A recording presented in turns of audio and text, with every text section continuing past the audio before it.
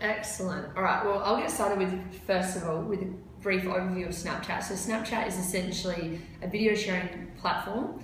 You get to shoot a picture or a video.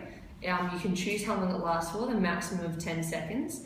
And then essentially it disappears unless you create a thing called a story, which then it will last for about 24 hours. And then after that, it's gone. So most advertising firms use the story because it lasts for 24 hours and they can create a longer story than just 10 seconds. But they're all 10-second slots made by the consumers.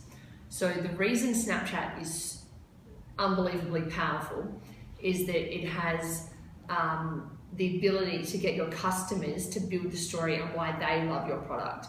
For example, on Snapchat, you can get people to like if you have an event, for example, at the Royal Show in Adelaide, if you had that, you could make a story on Snapchat for the Royal Adelaide Show, and then everyone who was at the Royal Adelaide Show would create your content. So it's a risk, but it's also really cool because it's really raw, it's engaging footage, and it's from your customers or consumers, and therefore they're 100% involved and engaged in it, which is why it's such a fantastic product.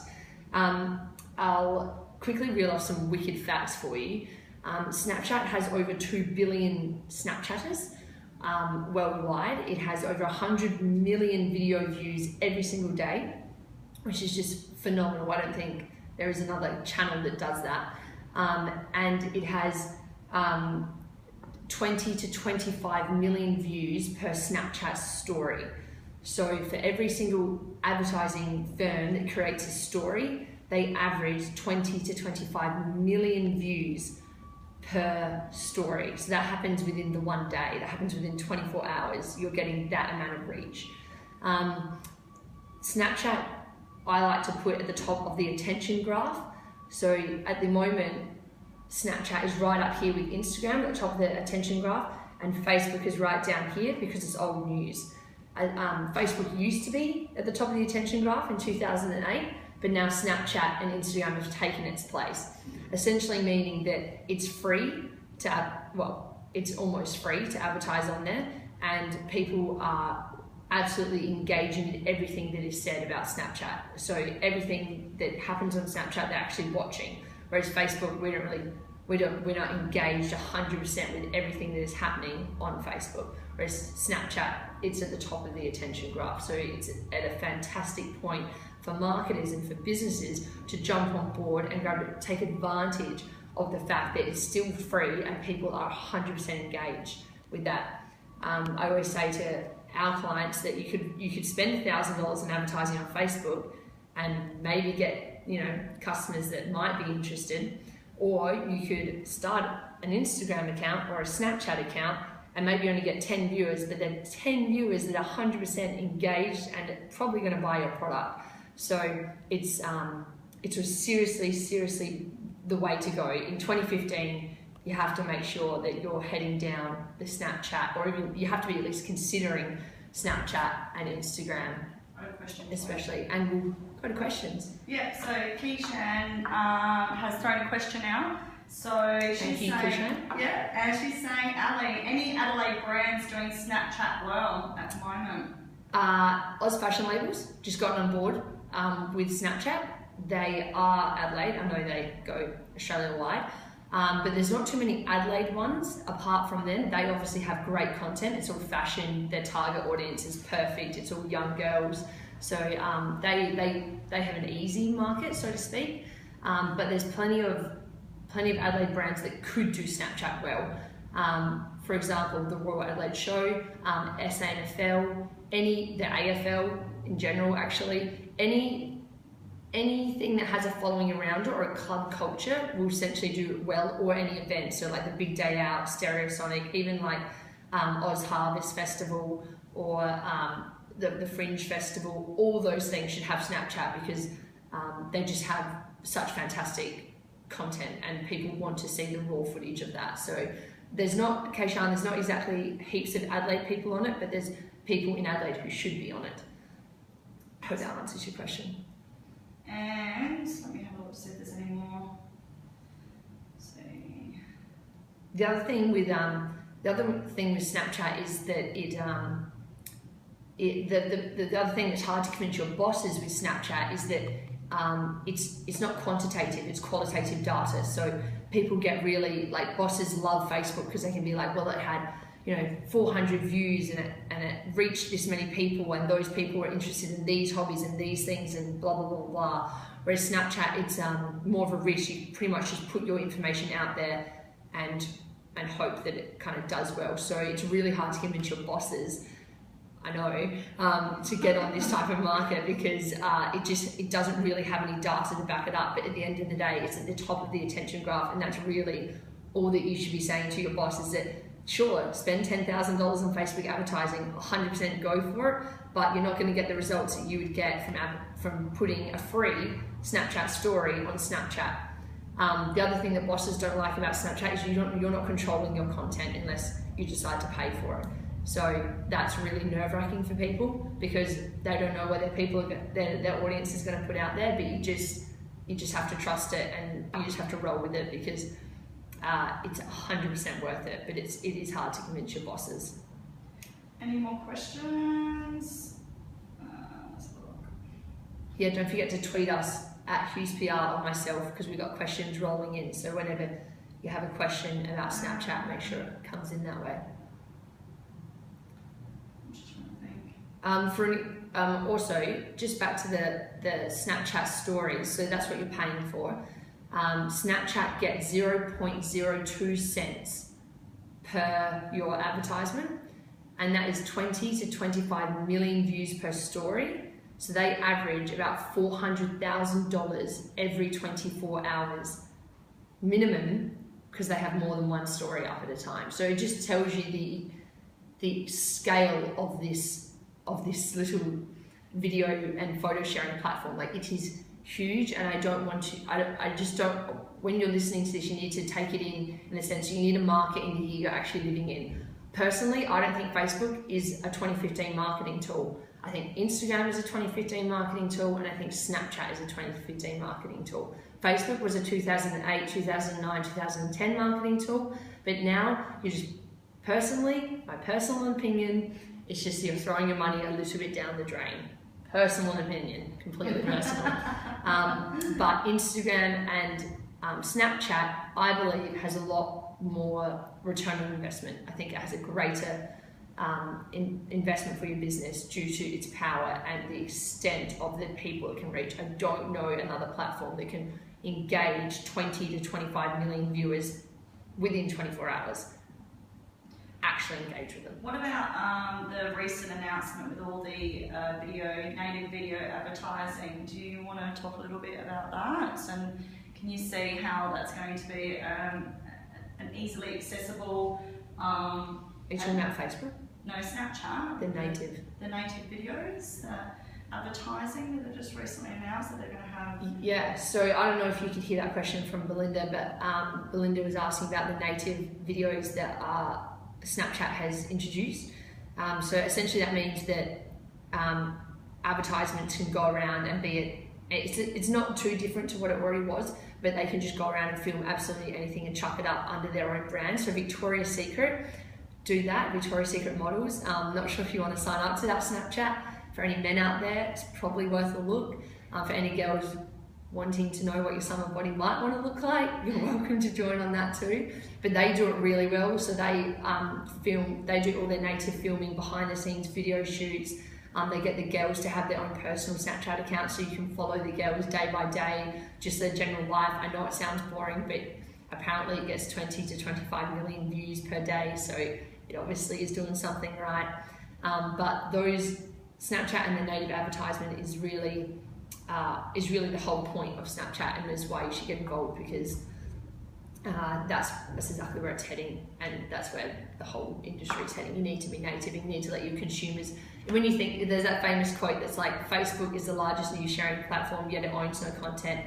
YouTube is the largest video sharing platform, yet it owns no videos. Uber is the largest taxi company in the world, yet it owns no taxis. So there's that saying. Snapchat has pretty much jumped on board with that. So Snapchat wants to be the largest video and photo sharing platform in the world, yet it owns no content. They never they don't own anything. They just count on their consumers to push out their message.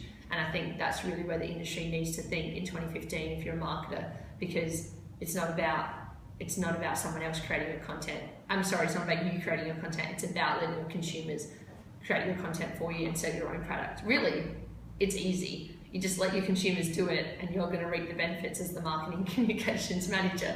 So Al, a question from Kate Potter and also from Keisha is, what about Snapchat? What about Snapchat demographics? Is it primarily a young audience? Or is it growing in other demographics too? Yeah. So the main audience for Snapchat is between the ages of 13 and 18. However, the largest growing demographic is actually between the ages of 18 and 33. It's increased by 37% over the past year.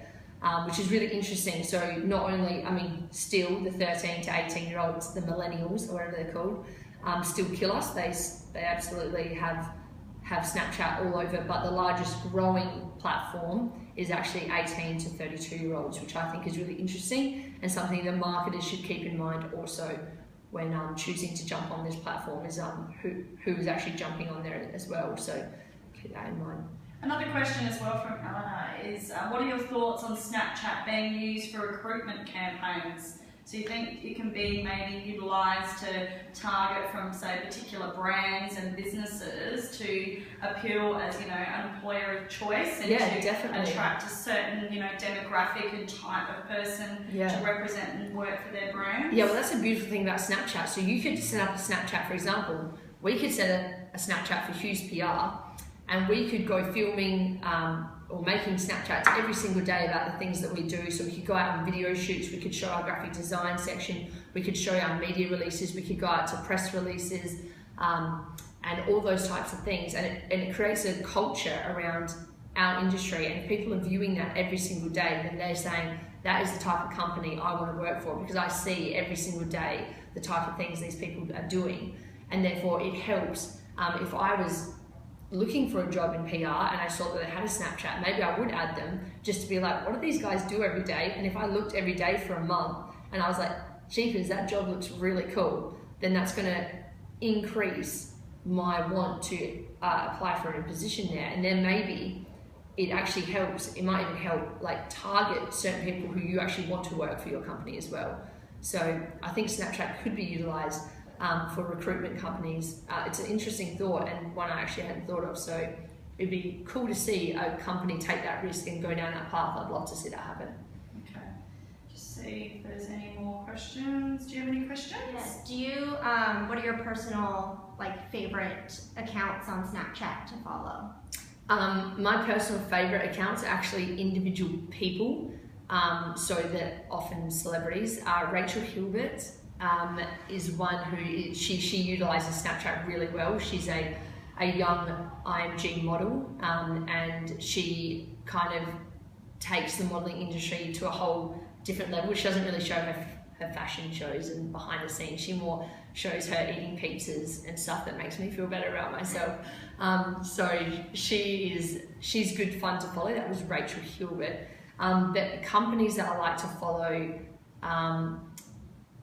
actually more like the tourism accounts. So like Tourism California, they have one that's really cool. So they just essentially, I think, pay someone to go around filming different parts of California, and it just looks awesome. And now all I want to do is go to California and have a grand old time there, because there's some places, and it's a really clever way of doing it, because they can get people who know the area, like California, for example, and actually find out all those really cool nooks and crannies and cool bars and cool little views that you might not know of, and it says where it is, so I can note it down if I wanted to. If I was traveling to California, I could note all those cool places down, which is what the locals love, which is what often you want to see. So I really get a good kick out of the tourism accounts, because I like to travel and I like to find new places. So they're probably my type of accounts that I like to follow, as personal people or famous people. And what's her name? Emma Stone. Follow Emma Stone. She's fast. She's classic. I think it's on her Instagram, she posted her Snapchat name, so you can go her and follow. She's one of my favourites because she's very funny and has a few funny comments in there about Ryan Gosling, so it's good fun. Just to follow up, Ellen was just saying though that thanks for the info about the recruitment campaign. She said currently it's happening in New Zealand, but yet to hear of an employer doing this in Australia yet. So there you go. Yeah, well, New Zealand. Well, good on New Zealand. They always seem to be 2 steps ahead of Australia in some things, don't they? So I think it's Adelaide especially, or Australia, can be a little bit hesitant. With due reason, it is risky. So just keep it, like, I think it's more about thinking about market in the year you actually live in. It's 2015, what works now? Personally, I think it is Instagram and it is Snapchat, and it's just worth thinking about, and it's worth highlighting with your boss, because then it shows that at least you are on the forefront of the industry, whether he chose to take your advice or not, she or he chose to take your advice or not. So I think it's just worth throwing it out there and having a discussion about it, because whether you do it now or whether you do it later, I think in 2 years' time, we're probably going to be sitting here having a discussion about how Snapchat's old and something else is happening. So it's about jumping on things as they happen, even though it might seem risky. I think it's 100% worth it. So I saw a question come through about photo quality. Yeah. I didn't see who asked it, but if the photo quality and video quality on Snapchat, that's the whole point of it. It doesn't matter that it's not good quality. People like that because it hasn't been edited, it hasn't been photoshopped, or it hasn't had anything done to it, which means it's raw, which means it actually happened, which means it's true. And I think young people especially really, well, anyone I think loves the honesty of Snapchat. There is no hiding it. They haven't sorted through the footage to be like, oh, we'll put that one in and that one in. It's no, you have no choice. It's whatever your consumers upload, that's what you get given. So the photo quality and video quality, I don't think affects your brand or the industry at all. Shows that it's more organic. Yeah, it shows that it's an organic product and that people are making it themselves. Yeah. So, thanks Al for your time. Yeah, thanks for your time. If you have any questions, I'll be on Snapchat for the next half an hour anyway. So, add me on Snapchat. And then Twitter. I'll be on Twitter for the next amount of time. So if there's any more questions, you can shoot it there. Thank you so much for tuning in.